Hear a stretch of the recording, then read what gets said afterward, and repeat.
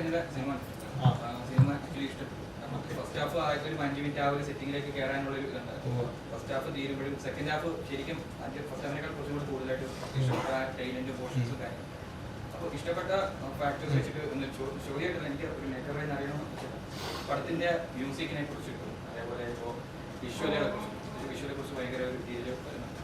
അതിനെക്കുറിച്ചിട്ടൊന്ന് ടീച്ചറുടെ അറിയണമെന്നുണ്ട്. അതേപോലെ തന്നെ ഒരു കാര്യം കൂടെ വെച്ചാൽ ഈ പടത്തിൻ്റെ ക്ലാസ് ഇപ്പോൾ ലാലേട്ടനുണ്ട് ബാക്കി എല്ലാവരും ഇപ്പോൾ ഡാനിഷ് സൈഡിൻ്റെ പെർഫോമൻസ് അതേപോലെ ലാലേട്ടൻ എങ്ങനെയായിട്ട് അഭിനയിച്ചത് ഈ ആക്ടേഴ്സിനെയൊക്കെ ഒരു പിക്ക് ചെയ്തൊരു പ്രോസസ്സ് ഉണ്ട്. ഇങ്ങനെയാണ് ഇത് ഡാനിഷ് സൈഡ് നമുക്ക് വേറൊരു ഫോർമാറ്റാണ് അറിയാവുന്നത്. അപ്പോൾ അതൊക്കെ പടത്തിൻ്റെ ഒരു വളരെ പോസിറ്റീവായിട്ടുള്ള കാര്യങ്ങളായിട്ട് തോന്നി. ഇത് പറയണോ തോന്നി കാരണം ആൾക്കാർ ഇതിനെക്കുറിച്ചൊക്കെ സംസാരിക്കണം. ഇത് ഈ ഫിലിമിന്റെ കാസ്റ്റിംഗ് നമ്മൾ ഡിസൈഡ് ചെയ്തപ്പോൾ അത് കുറച്ചുകൂടി ഒരു ഇന്ത്യൻ സ്വഭാവം, അതായത് പലതരത്തിലുള്ള പ്രദേശങ്ങളിൽ നിന്നുള്ള മുഖങ്ങൾ വേണമെന്ന് ഒരു ആവശ്യമുണ്ടായിരുന്നു. പിന്നെ ഈ ഡാനിഷ് സൈറ്റിന്റെ വീഡിയോസ് ഞാൻ മുമ്പ് കണ്ടിട്ടുണ്ട്. എനിക്ക് ആ ആക്ടറുടെ കാലിബറിൽ 100% വിശ്വാസമുള്ളത് കൊണ്ട് തന്നെയാണ് അയാളിലേക്ക് വന്നത്.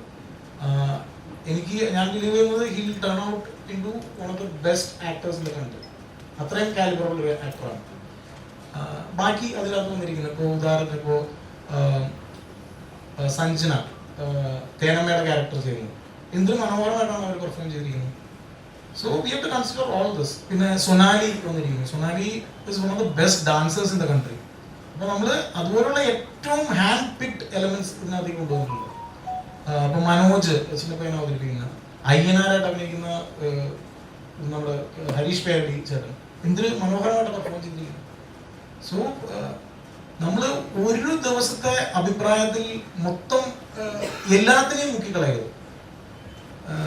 ഇതിന് പുറകിൽ പോയിരിക്കുന്ന മേക്കപ്പ്, കോസ്റ്റ്യൂംസ്, ആർട്ട് വർക്ക് എത്ര മാസീവ് എഫേർട്ടാണെന്ന് വിചാരിക്കുന്നത്. ഓരോന്നും സൗണ്ടിനും മ്യൂസിക്കിനും നമ്മൾ കൊടുത്തിരിക്കുന്ന സമയം അത്രയും ഡീറ്റെയിൽ ആയിട്ടുള്ള വർക്കാണ് ഓരോ ഡിപ്പാർട്ട്മെന്റിലും പോയിരിക്കുന്നത്.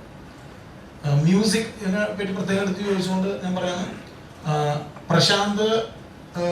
പ്രശാന്തിന്റെ അസോസിയേറ്റ്സ് ആയിട്ടുള്ള 2 പേരും കൂടി, ഒന്ന് ശ്രീറാഗും Rakesh. Prashant is here. Come. You speak about the music. Prashant is here and he just came for the film release. Yeah, so I'll try to speak as much as in Malayalam. Film actually discussions were, was a very, very long process, almost a year and a half back. Film start and start to finish is 1 year, but actually film the entire discussions for music and whatnot started almost 1.5 years back. The amount of detailing that Lijo has for the sound of the cinema, the music of the cinema, is what makes working with Lijo fun.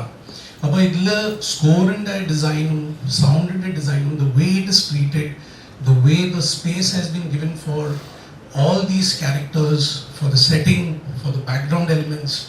Even you have seen some shots where just moon is there on the screen for quite some time, and the reason for all that, where it didn't have music or where it has music, is that he is trying to set the tone of the film without, someone asked spoon feeding indo idla.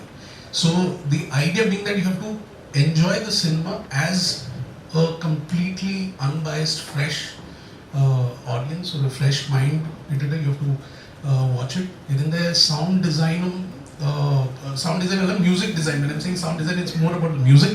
So music also, we took almost around 8-9 months to arrive at what is the sound that will define this cinema. In fact, film mixing in there almost 30 days munne nammal sound define cheythu film. Athram kaalam we were experimenting a lot of sounds. There's a lot of music recorded all over India. We also had some musicians from Bali, from Colorado. I was in Canada at this time. So a lot of refining has been done. When you see people reacting to other people's negative opinion and just shunning away the film, it feels sad. And I think so, thanks to Lijo for putting this press meet for you all to just share his mind and tell like, why it's important to watch a cinema with open mind.